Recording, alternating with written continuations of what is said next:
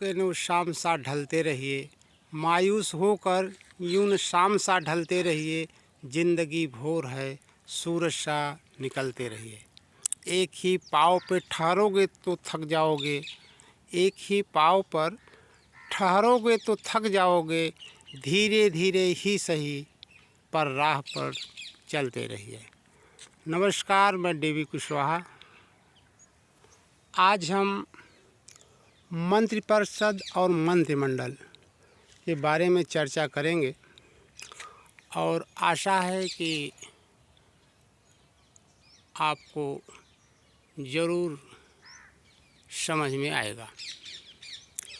जब भी हम मंत्रिपरिषद की बात करते हैं या मंत्रिमंडल के बारे में जानना चाहते हैं तो दो तीन बातें हमें, तीन अनुच्छेदों के बारे में जानना जरूरी होगा। अनुच्छेद 73, 74 और 75। अनुच्छेद 73 में कार्यपालिका शक्ति के विस्तार के बारे में बताया गया है और अनुच्छेद 74 में मंत्रिपरिषद के गठन के बारे में बताया गया है और 75 में प्रधानमंत्री की नियुक्ति तथा अन्य मंत्रियों की नियुक्ति के बारे में प्रावधान किया गया है। 75 का पैरा 3 ये कहता है कि मंत्रिपरिषद सामूहिक रूप से लोकसभा के प्रति उत्तरदायी होगी। इसका मतलब ये है कि अगर एक भी मंत्री के ऊपर कोई आरोप लगता है और सदन में पारित हो जाता है तो सारे मंत्रियों को इस्तीफा देना होगा। 75 का पैरा 1 कहा गया है कि प्रधानमंत्री की नियुक्ति राष्ट्रपति करेगा तथा अन्य मंत्रियों की नियुक्ति प्रधानमंत्री के सलाह पर राष्ट्रपति करेगा। और अनुच्छेद 74 में राष्ट्रपति की सहायता के लिए एक मंत्रिपरिषद होगी जिसका प्रधानमंत्री होगा। तो हम ये जान लें कि मंत्रिपरिषद के गठन के बारे में अनुच्छेद 74 में प्रावधान किया गया है। अब कितने स्तर के मंत्री होते हैं तो हम जानते हैं। अगर इसको समझने के लिए हमें ध्यान रखना होगा, प्रधानमंत्री और केंद्रीय मंत्री इन दोनों को मिलाकर मंत्रिमंडल बनता है। और जब हम उसमें राज्य मंत्री और उप राज्य मंत्री को जोड़ देते हैं तो हम मंत्रिपरिषद बनता है। हमारे संविधान में केवल एक जगह मंत्रिमंडल शब्द का उल्लेख हुआ है, वह है अनुच्छेद 352, जिसमें राष्ट्रीय आपात की उद्घोषणा का प्रश्न है।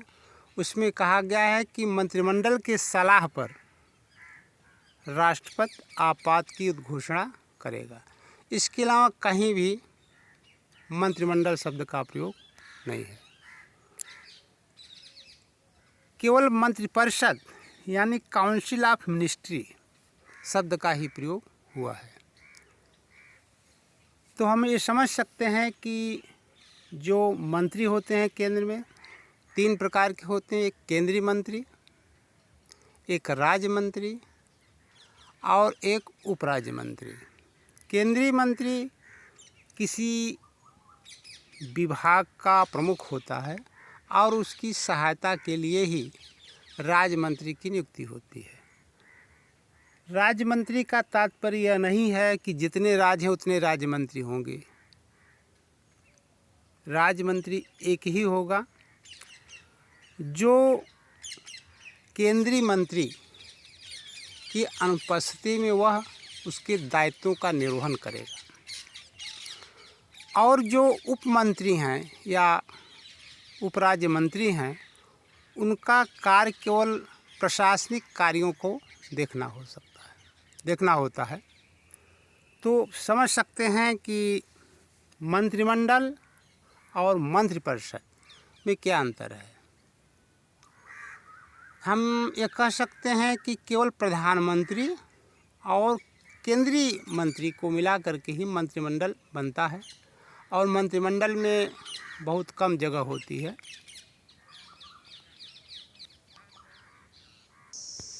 इसके अलावा 2 प्रकार के और मंत्री आपने सुना होगा, वह है स्वतंत्र प्रभार मंत्री और अतिरिक्त प्रभार मंत्री। स्वतंत्र प्रभार मंत्री कोई कैटेगराइज नहीं होता, बल्कि जब केंद्रीय राज्य मंत्री किसी कारणवश अपने कार्य करने में असमर्थ हो जाता है, या कहीं विदेश चला गया, या आकस्मिक मृत्यु हो गई, तो राज्य मंत्री उसके कार्य को देखता है। तो ऐसी स्थिति में उस राज्य मंत्री को स्वतंत्र प्रभार मंत्री कहा जाता है। और जब कोई विभाग खाली हो जाता है, किसी अन्य को सौंपा जाता है, तो ऐसी स्थिति में अतिरिक्त प्रभार मंत्री के नाम से जाना जाता है।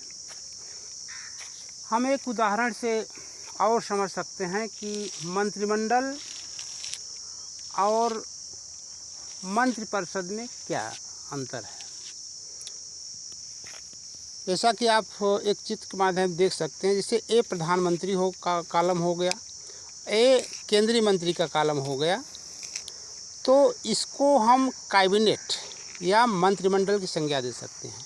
जब प्रधानमंत्री, केंद्रीय राज्य मंत्री, उप राज्य मंत्री, जिसमें ये सब सम्मिलित होते हैं, उसे हम मंत्रिपरिषद की संज्ञा दे सकते हैं।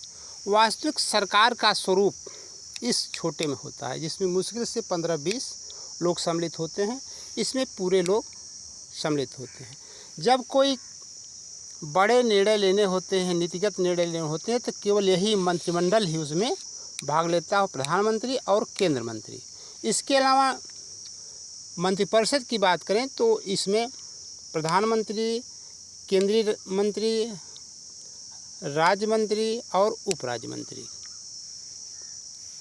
इस तरह से समझ सकते हैं। और अंतर के रूप में हम समझ सकते हैं कि मंत्रिमंडल शक्तिशाली होता है, यह उसकी अपेक्षा कम होता है। मंत्रिमंडल का स्वरूप छोटा होता है, इसका स्वरूप बड़ा होता है।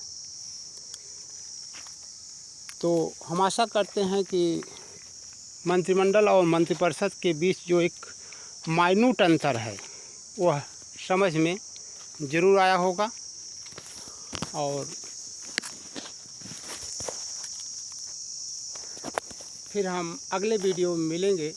तब तक के लिए thank you watching for this video.